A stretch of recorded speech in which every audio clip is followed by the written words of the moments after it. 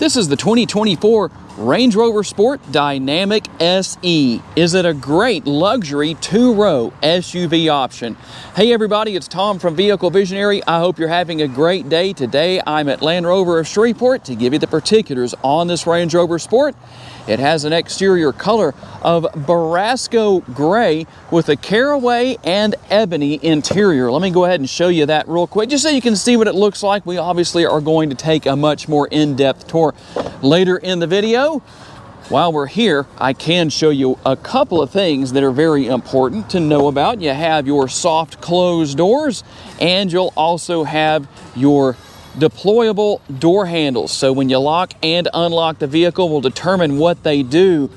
We'll also have our power adjustable, power folding, heated side view mirrors, turn signal indicators built in, and you can see right here, you're going to have your blind spot monitoring.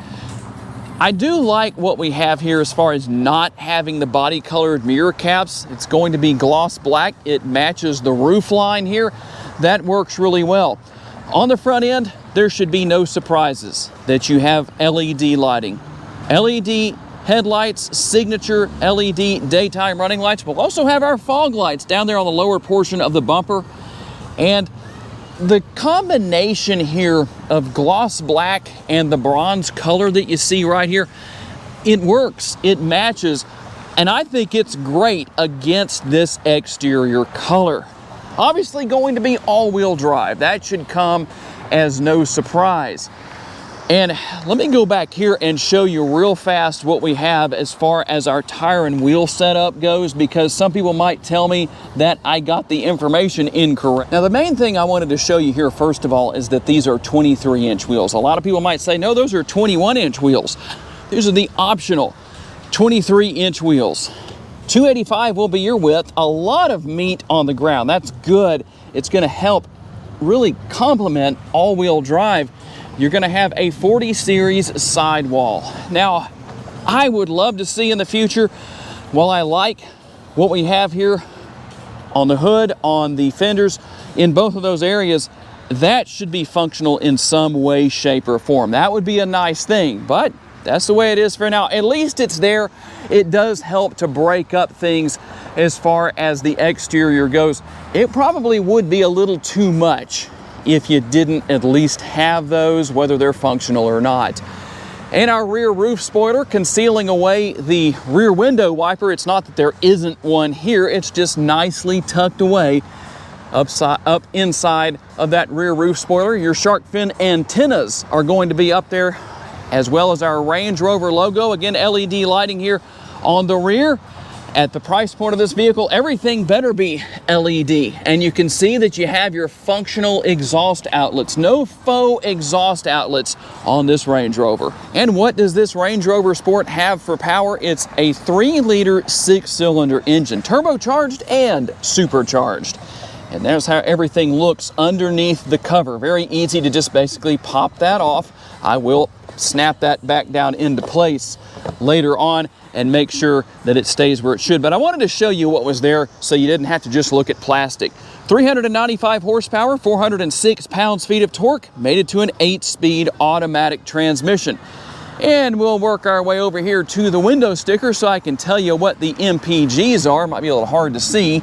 So I'll tell you, 19 city, 25 highway, 21 combined, and 4.8 gallons of gas per every 100 miles driven. And here's something you don't normally hear about in these videos on YouTube: the gas tank size. You don't have capless fuel fill, by the way. So if you're not a fan of capless fuel fill, there you go. You have a gas cap. And you're looking at 23.8 gallons as far as the gas tank size is concerned. And in case anyone asks, yes, I did snap that cover back down into place. And for those wanting to know about the remote, well, there it is. No changes, obviously, for the last couple of years, but still easy to deal with, easy to use. Lock, unlock, you can turn the headlights on and off. You can also use that button right there to open your power tailgate. You can tow an impressive 7,716 pounds if you so desire to do any towing.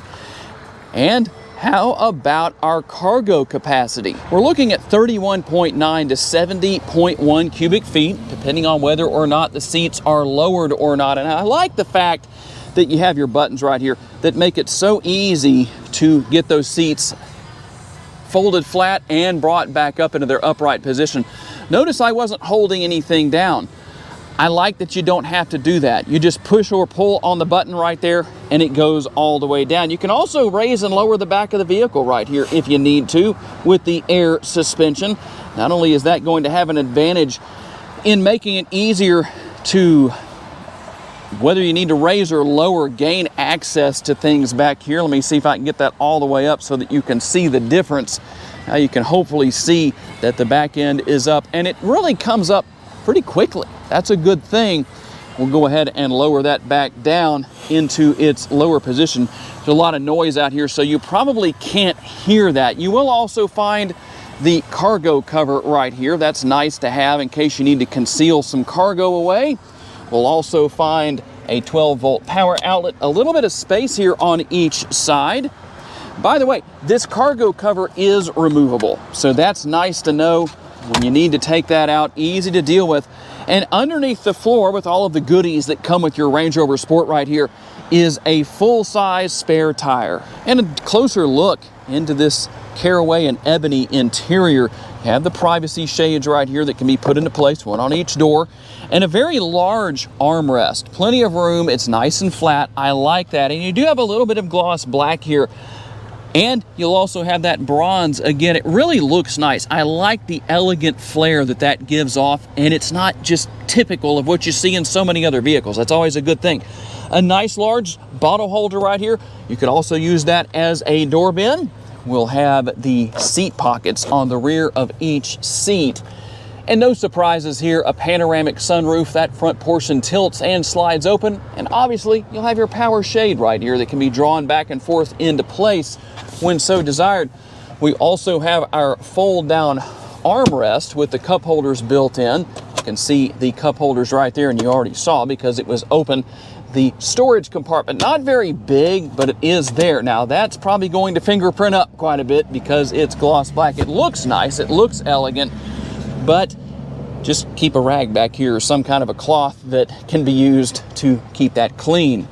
The child safety, or the latch system, I should say right here, for the child safety seats, I think that works because you don't have any covers you have to deal with. They're very easy to get to. That's always nice to have. And you can see that these seats recline as well. So that's easy to deal with. So we'll bring that up. And if you're curious about how to do that, here's how you do it right here. Easy to deal with.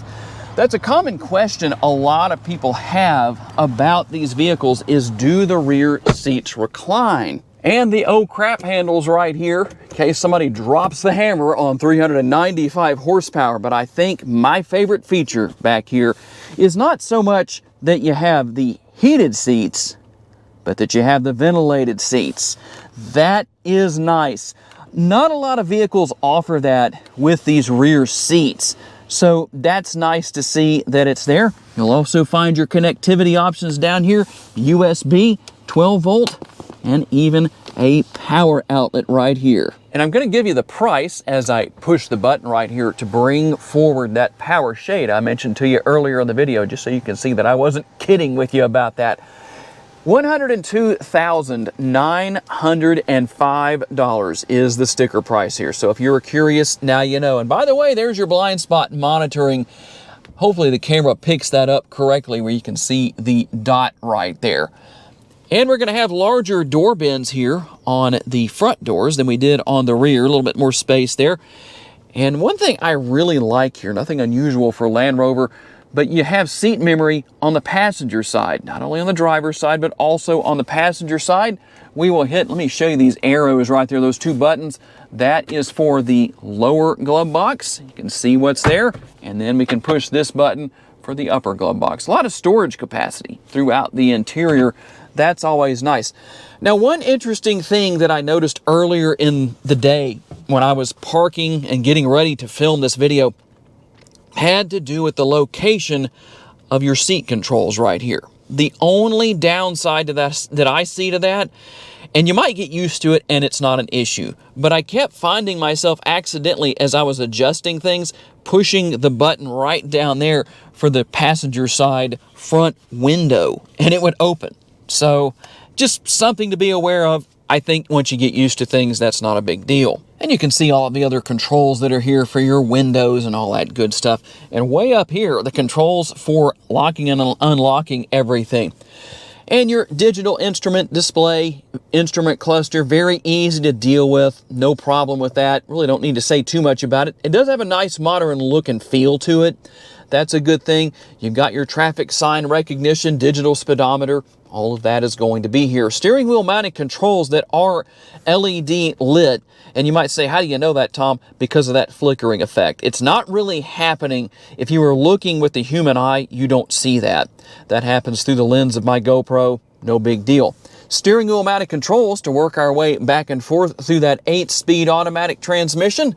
And over here, for those of you who like to let people around you know what you're doing and what your intentions are, well, there's your turn signal lever that also controls your headlights, taillights, all that good stuff. Over here on the right-hand side, a couple of things to talk about. We have the front and rear window wiper control, and right down here, the power adjustable steering wheel control. It is tilt and telescopically adjustable.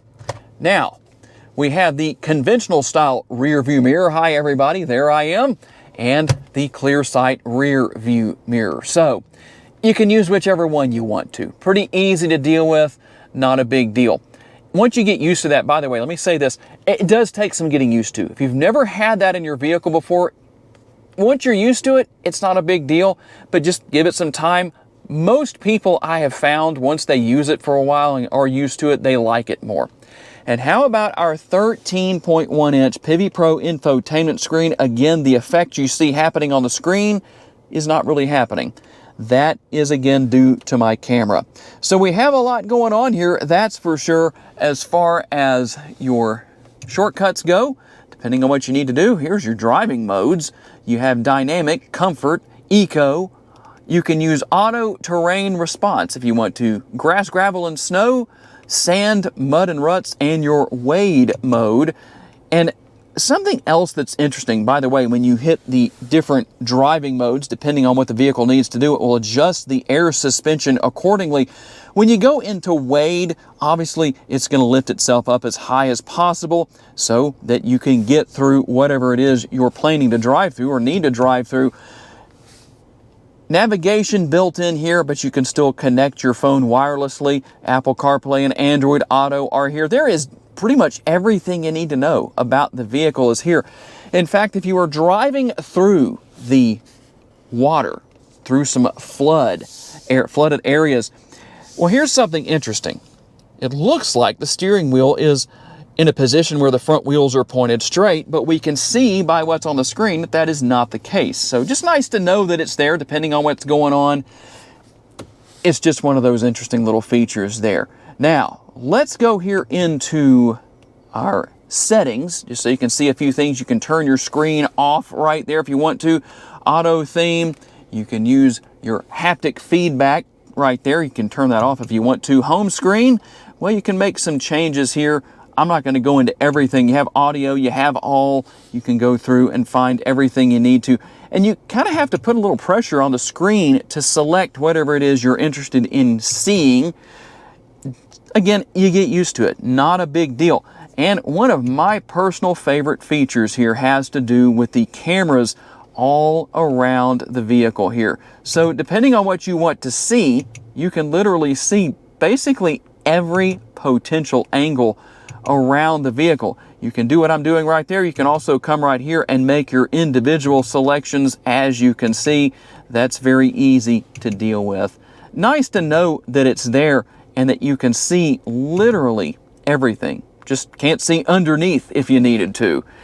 Now, the one thing that I'm curious about your feedback on here is what we don't see, and that is any physical controls for the air conditioning. It's all within the screen. So do you like that? Do you not? Do you think that's cool? Some people might really like that. I don't know. I'm curious to know. You can control fan speed and literally everything here. And you can see we can get that to come back up for us, that you have your heated and ventilated seat settings right here. You're going to have that for the driver and the passenger seats. It really works well. In fact, one more camera view I wanted to show you right here is your off-road view. That can come in handy in a lot of different situations. If you're curious to know what is directly in front of you, you can see it. If you're wondering if you're getting too close to something where you're parking, but you don't want the back end sticking out beyond what it should in a parking space, make sure you're right where you need to be. There's one of the ways you can do that. And we do have a wireless charging pad, as you can see right here. And our shifter, which I really do like the shifter. I like the fact that it fits so well in the palm of my hand.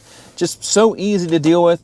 There you go, into park. Just push the P right there, and we can start and stop the engine. We also have our cup holders that are concealed away, and the cup holders conceal away additional space and even some USB connectivity down there, as you can see.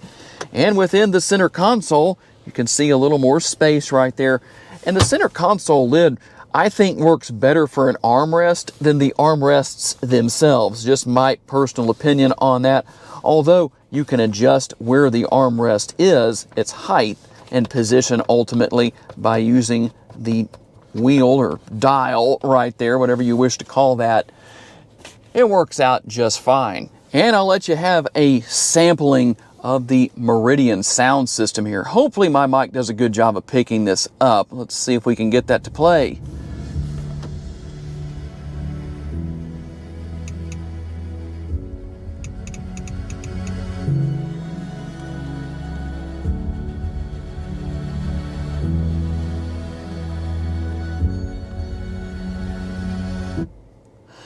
And don't want to go too far on that, but in case you're curious to see how that sounds, there you go. As we get out on the road for our test drive, there was one thing I forgot to tell you about that I think is very important to know about. At the price point of this Range Rover, you have a head-up display. So a lot going on here, so much to talk about. Sometimes you just can't cover it all, or you might have a video that is entirely too long.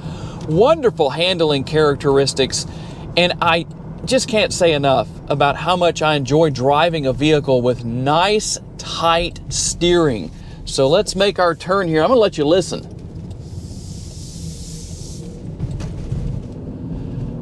I don't know how well that did with my microphone, but driving over the railroad tracks does two things. It gives us a little bit of an indication on how quiet the interior is. It also gives an indication of ride quality, which is very good here. You're on the air ride suspension, so you're going to expect that. To me, the interior is very quiet. You don't get a lot of road noise, but you have to consider something where that is concerned. I've spent a lot of years driving race cars, and probably more of that time not wearing earplugs when I should have. So you need to get in and drive these vehicles for yourself, is the point that I'm trying to make there. I can tell you it's real quiet in here. You might get in and say, no, it really isn't, or you might agree. I don't know. But one way or another, you definitely have a spacious, comfortable interior. These seats just feel very plush. I like the fact that you feel like the seat is hugging you and keeping you in place well, but not to the point that you're uncomfortable. You don't really need that kind of thing where that is concerned. It's a nice balance of comfort and convenience, we'll say. And obviously, we're not going to go too crazy here, but you have great handling characteristics and great acceleration, although we're not too worried about that here today. We're not going to go crazy going super duper fast or anything like that, but trust me when I say the acceleration is there when you need it.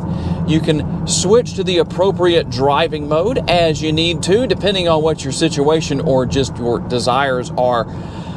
And something that might be a surprise to a lot of people is the fact that you have very easy to learn and use technology here. It may look complicated, but that doesn't mean that it actually is. So a very well-rounded interior. The only thing that I think is missing here is the fact that you don't have the physical controls for the air conditioning. That's one thing that I'm just not sure I could get used to. I guess you could. Maybe not as big of a deal as it seems, but I'm so used to reaching down, and once you get used to your vehicle, you don't even have to look. You know what to do and where to do it. And just one of those things that while you have that clean look here, I would rather have the physical controls and switches as opposed to the clean look, but that's just my opinion.